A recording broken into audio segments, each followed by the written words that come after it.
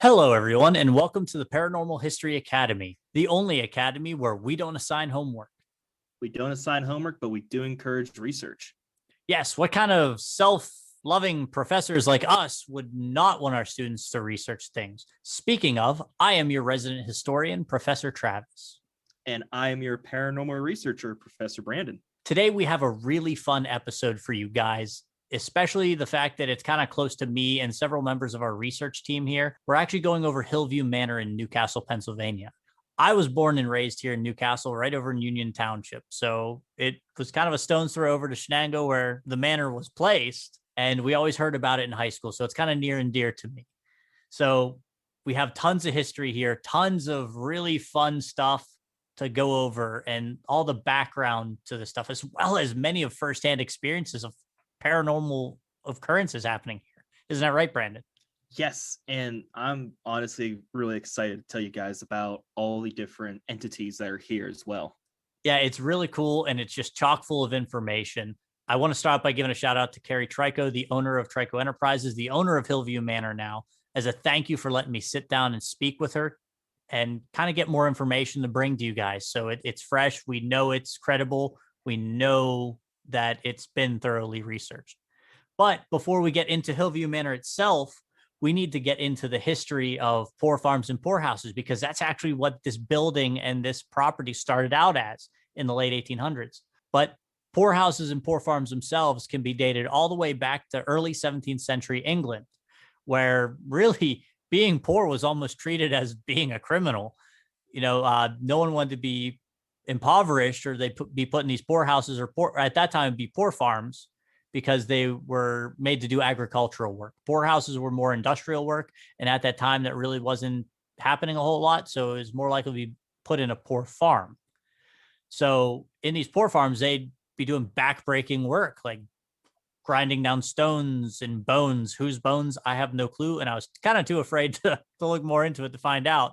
Or if you were female or younger, you'd probably be doing sewing, sewing clothes to sell to help make money for this poor farm. And it was really given this huge negative connotation. Like I said, it's almost like you're treated as a criminal just for being poor or being impoverished. And that carried over into the United States as early as 1660 in Boston. Now, in Boston, it was very interesting. In the city and outerlying municipalities, you could actually be exiled for being poor. They could pretty much say, hey, you ain't got no money. We don't want to see you around here anymore. How crazy would that be? That would just suck, honestly, because now you really have nowhere to go. You might just start traveling west to try and find something. Yeah, it was ridiculous. Or your debt could be purchased by someone, and then you now had to work for them to work off that debt. So it was very similar to indentured servitude, which was a very common practice in England before the American colonies. A lot of people that immigrated over here came as indentured servants. So it was not an uncommon thing. But it was, again, you were kind of stuck in this rut of, hey, when do I stop working and when can I stop being poor now? Because I'm working off this debt with this person, or I'm stuck in a poor farm working to keep a roof and 3 square meals. And really, they didn't even have that. And we'll get into that in a second. But it was how do I dig myself out of this poverty now? It just was not a good situation at all. It actually wasn't even until the 1830s, in 1834, the Poor Law Amendment Act was passed in the United States that required that residents of poor houses and poor farms actually be clothed and fed. So hundreds of years later, they finally said, oh, hold on, maybe we should give these people clothes and food. Hey, I know that you're breaking stones for us and everything, but hey, here's a little bit of food now and some clothing. Yeah, like what kind of nudist dystopia were these poorhouses at this time? Like, did no one have clothes, or what happened if they were, completely destroyed theirs because they're working all the time? Now you get like a potato sack, and that's your clothing for the day. So it really alludes to just how unhygienic these places were. It also, this Poor Law Amendment Act also required that children would have to go to a school of some form, which prevented them from being reaching adulthood and just being right back in the poorhouse again. How they went to school or where they were schooled, I'm not entirely sure. I'm sure it varied from poorhouse to poorhouse, whether they went to a nearby school or whether they had their own school within there and a teacher that would teach them or someone taught them. Things weren't really regulated then, so it probably was on a case-by-case basis. One rock Now, plus 2 rock equals 3 rock. yes, and you use the hammer to break the rock into more rock. And then you graduated first grade. Second grade was all about using a bigger hammer or a pickaxe, maybe. I don't know. But fast forward a few decades, and we actually come to Lawrence County in its fledgling years being donated 44 acres of land to create both a poorhouse and a poor farm in what is now known as Shenango Township in Newcastle. So at this time, people started coming in. They were doing that industrial work or working in the fields in agriculture, which, obviously was trying to help keep them out of poverty, but also keeping them locked in poverty. Now, in 1867, when this place was built, it was built after the establishment of a Lawrence County Board for the Poor, more namely run by a Mr. Robert Reynolds, who helped the place financially until 1897 when the building itself suffered from a fire. Now, luckily, all 16 inmates that were there made it out unharmed. When I use the term inmate, though, I'm using the Webster's Dictionary, definition of it being a group of people occupying the same residence or dwelling. That's actually where prisons get the term inmate.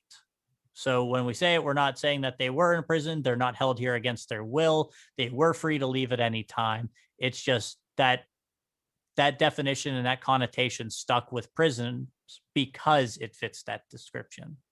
Honestly, you may be able to leave at any time, but where would you go? Yeah, what would you do? So you kind of, in a sense, were stuck there because it was either, hey, this place has a roof and 3 square meals now, or I'm in a box in an alleyway, so it was kind of a no-brainer. Like, you kind of were stuck there. But the place, continued to operate up until 1925 as a Poorhouse and Poor Farm, where it then became the Lawrence County Home for the Aged. Now, at this time, it ceased being a Poorhouse and Poor Farm and became more of a nursing home / halfway house for both elderly and younger people who had, there's one resident that suffered from alcohol abuse and other some mental illnesses. Now, I do want to take this moment to say that Hillview or the Lawrence County Home for the Aged or this poor farm, at no point had it ever been a sanitarium or an insane asylum. They did not house the clinically insane. They did, however, have some people there that did suffer from various mental illnesses, such as dementia, different forms of abuse, things like that. So it wasn't the same as being clinically insane. There were no lobotomies. There was no experimentation done to diagnose the clinically insane. But at this time, after it becomes a halfway house and nursing home, this is where we start getting some of our first residents that continue on being there even after death. Isn't that right? Yes, there are 3 notable residents that still stay here to this day. First is Eli Sorry. He was the alcoholic that you mentioned earlier, and he kind of has a very sad story. When he was there, he was known as an alcoholic, and one night actually, he went out and got a little bit too hammered. He found his way back. We've all been there. We've all been there, honestly. He found his way back. I'm not entirely sure how, but he was left at the front doors of the manor. Unfortunately, or fortunately, I guess, his friends found him out there, and they decided, hey, we're going to put him in the boiler room to let him kind of sleep off. What kind of thing is that? Hey, man, this guy's drunk. Oh, man, I don't want to get in trouble. Oh, let's stuff him in the boiler room. I was thinking, you could put him in a bathroom or something. That way, if he has to throw up, it's right there. Sneak him into his room. Hey, we're gonna put this poor man in the basement. I feel like it would be the equal amount of distance to the basement and the boiler room than it would be probably to his room.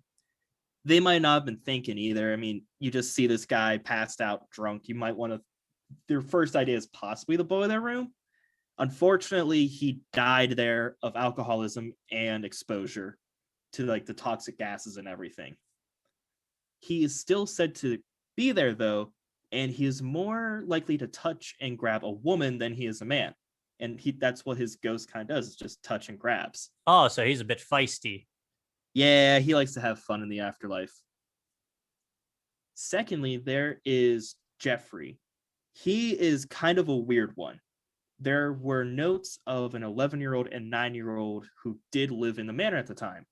The 11-year-old was adopted out of the orphanage. The 9-year-old, his story kind of ends there. Nobody really knows what happened. All the records are gone. And the only way that they know his name's Jeffrey is because they got in an EVP asking, "What is your name?" And it stated Jeffrey. Oh, that's pretty interesting. So there's actual communication with it. Yes, people were communicating with it. And he has an urban legend around him as well. Really? Oh yes, if you see Jeffrey, you're supposedly going to die. Well, that's not good. No, and I guess Carrie, when you were having an interview with her, she said that there are police reports of elderly patients saying that they saw a little boy leading them somewhere. Yeah. And they would die a couple days later. Yeah, that was absolutely true. When questioned, they'd answer and say, a little boy told me to follow him. And not long after that whole event, they'd pass on. That's kind of terrifying, honestly. It's weird. It is weird because Jeffrey's like kind of the only person in this whole history that has a kill count. Yeah, it makes no sense, but that's kind of how ghosts are. They're kind of weird. Yeah, who are we to question the workings of the already past? And lastly, for this little part, there is the creeper. Like the Scooby-Doo creeper? No, not really, because I think the creeper in Scooby-Doo's green. Oh, okay. This is a shadowy figure, kind of entity, I guess. And it is seen to be crawling on the walls and ceiling. Oh, that's terrifying. Oh yeah, I'd be terrified of this thing the entire time. I'd see that booking at me on the ceiling. I'd be running the other way as fast as I can. No, thank you. When you were talking to some of the staff there and some of the tour guides, you said that they call him the creeper and that he is more known as a snitch there because of his hunched over appearance. Yeah. From what I talked about with one of the daytime tour guides, the only thing that they could really think that would fit this description for this entity is if he was a snitch, because he'd be kind of hunched over close on all fours. He'd be trying to get in the places where people aren't going to catch him so he can eavesdrop. So it was kind of the only thing that really fit. So that isn't verified. There's nothing behind there. It's just kind of them trying to figure out where the heck this thing could have come from. It's still a very cool story, and I do hope that maybe later on they do find something about him, even if it's just like a name. Yeah, that would be really cool. So that ends this kind of the Poor Farm era. What do you have to say about the nursing home era, Travis? So as it became the Lawrence County Home for the Aged, the Mr. and Mrs. Snyder, both the Snyders, were elected into a position of overseeing this home for the aged, this nursing home / halfway house. Now, during their time there, I guess it started becoming apparent that there was a bit of neglect going on, them not really helping people. I'm sure the death of Mr. Eli really didn't help the image of the nursing home at this time. And so in June of 1944, during the same time we were making the landing in Normandy, for World War II, they came under fire for allegations of neglect and incompetence. And they were removed from their positions, in office of overseeing this place. Now, for a short while, they were allowed to stay there. And Mr. Snyder, becoming ill at this time, was kind of bedridden, but eventually were given an eviction notice saying they needed to vacate the premises. Hey, I know that you're sick and dying, but get the heck out of here, man. Yeah, it's, hey, just, better get your stuff, pack it up, take your bed somewhere else.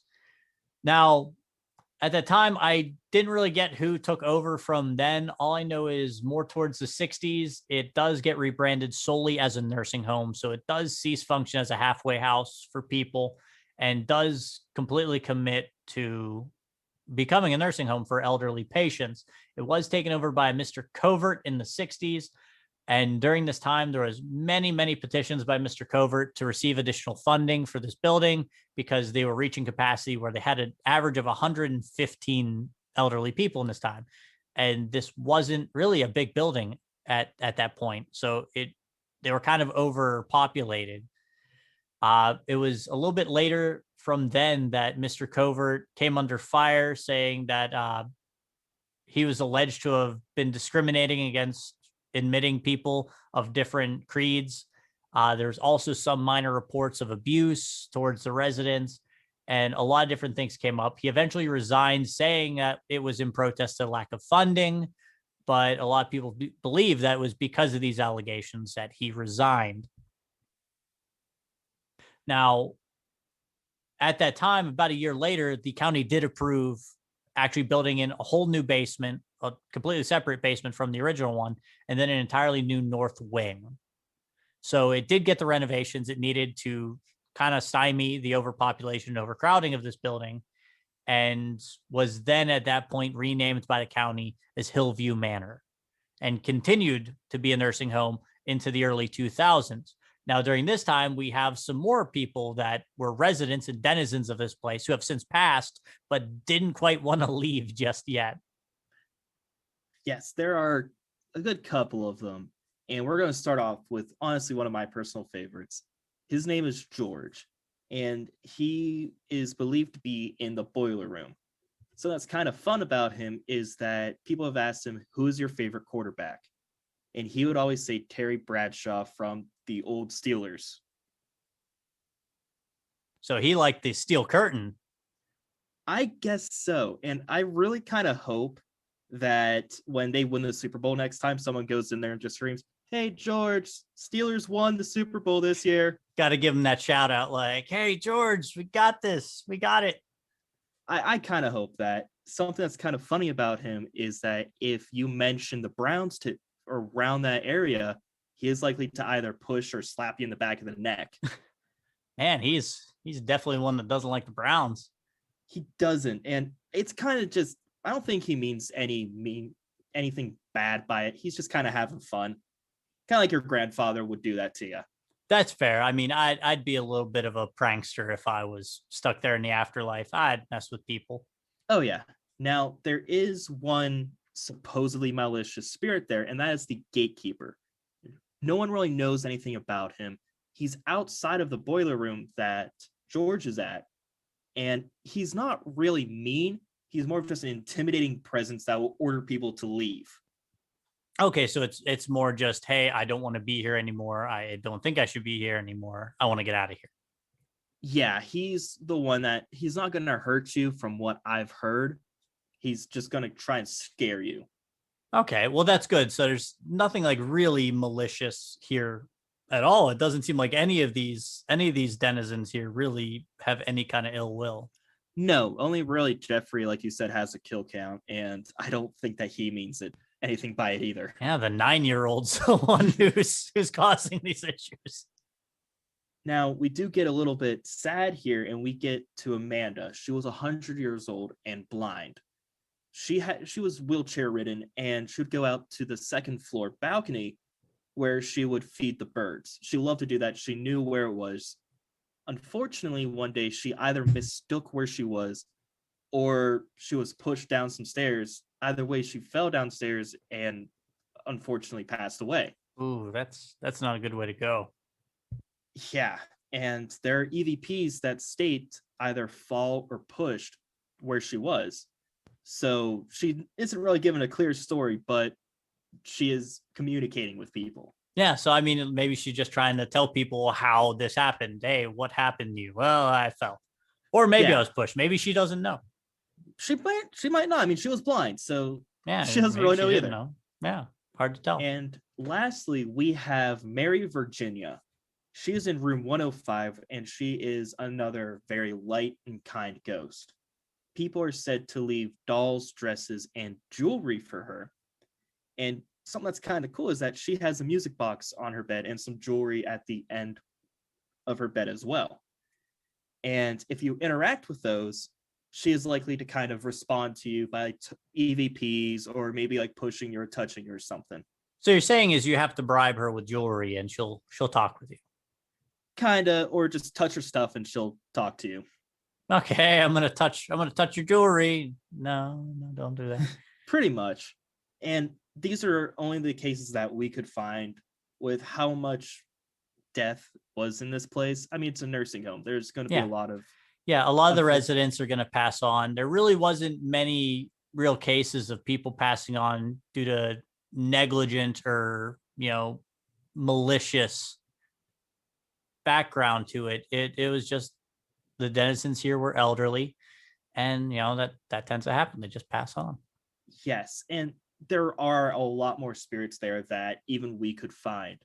And there's some people that we even know about when they were in life, right, Travis?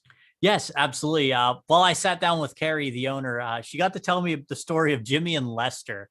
So these two are apparently pranksters. And this it appeals to me because I'm naturally a prankster. And these two would get into all kinds of hijinks. One most notably, especially during its time as a nursing home, a little bit back behind it was a golf course. Newcastle, Pennsylvania has a bunch of golf courses, and there's golf courses all littered around this Western Pennsylvania. So it's nothing new. Everyone's kind of used to there being golf courses around. Well, when a golfer would slice their shot or, just kind of swing wide and it would come close to the manor, Jimmy and Lester would actually pick up the golf balls and kind of put them in their pocket. When the golfer came by saying, "Hey, did you see a ball near here?" They'd say, "No, I haven't seen any, but I'll sell you one for $1." So kind of like extorting the golfers for some money to get their ball back. There's also another story that I really thought was hilarious where right down the road in Shenango Township, what is now a Big Lots, there used to be a department store called Fisher's Big Wheel. Now, Fisher's Big Wheel was a large department store. You could buy pretty much anything there. And so they would go down to, the Fishers and actually tried getting a TV saying, "Hey, put it on the Hillview account," and was walking it back up the road. I guess they were eventually caught and, got in trouble for it. But that's kind of the healthy like pranking that I find absolutely hysterical and absolutely endearing. So it seems like a lot of the residents that live there definitely had a very lighthearted side to them. Oh yeah, and honestly, Travis, I can see you and I doing that if we were in a nursing home. If I'm old enough to go to a nursing home, I feel bad for the people working there because I'm gonna have fun. Now, something that's kind of cool is we got 2 firsthand experiences from friends at the podcast of them going to Hillview and investigating, doing their own little ghost hunts. Yeah, we do. And it's really interesting. I love the fact that we do have firsthand experiences to kind of shed some light on here and give a little more validity to these occurrences. And firstly, we're going to start with one of our close friends. She was 14 or 15, when she went there with her friends and family.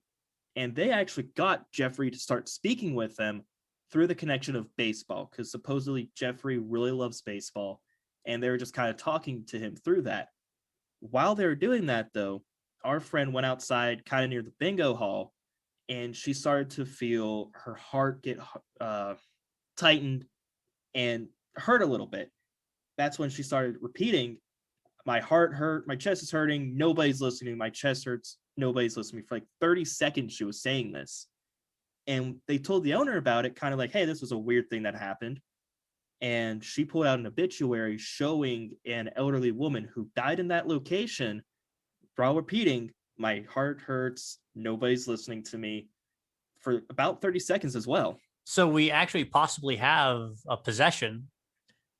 Yes, or just somebody trying to get their story across that, hey, there might have been some malicious treatment here. Who knows? I mean, like I said, going back into the history here, there was some reports of neglect, some light allegations of abuse. Nothing really became clear about them. So, I mean, it is very possible that someone was having a heart attack and was entirely neglected. Now, the other person we got this awesome interview from was actually in the same area of Jeffrey's room. I guess he has a little area that they can kind of play with him. And one of the tour guides was rolling a ball for them, showing, hey, he might play with this. Well, it stopped directly center in the room. And of course, the dude was kind of like, it might just be a dip in the floor or something. There's a logical explanation for this. Well, 10 minutes later, the ball started moving towards one of his friends. And she said she felt what she called a child like touching her. Ooh, that would creep me out pretty bad. Oh yeah, I as soon as I start feeling like child hands on me, that's over. I'm getting out of there. Just tiny fingers. I'm gone. Something that's kind of cool is that on the third floor, it is said that you can hear what sounds like somebody dragging something. Huh. And there have been also other reports from groups saying that they could hear somebody running towards them, stopping directly in front of them, then continue running somewhere else down the hall. The second I heard something running down a hallway to me, I'd be in the opposite direction. I'd be out them doors like, nah, not dealing with this.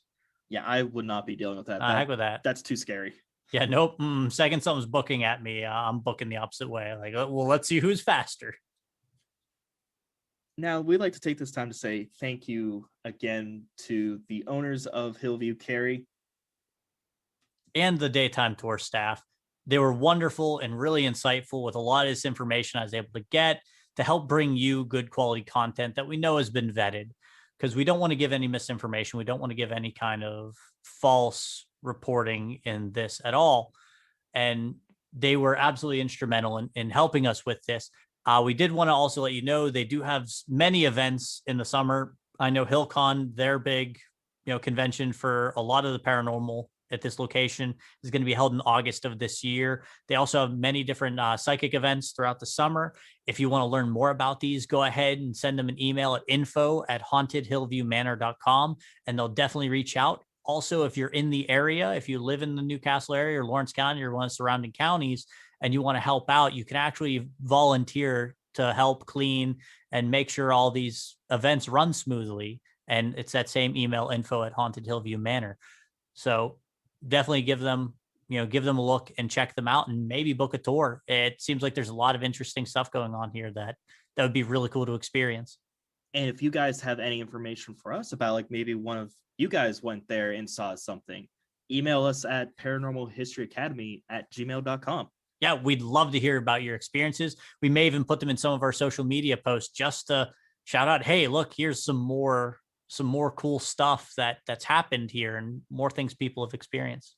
So we'd really appreciate it. And again, thank you so much for listening. Thank you all for following us. Any of you that like us on our social media, on our Facebook, Instagram, Twitter, we can't thank you enough. And once again, this has been the Paranormal History Academy.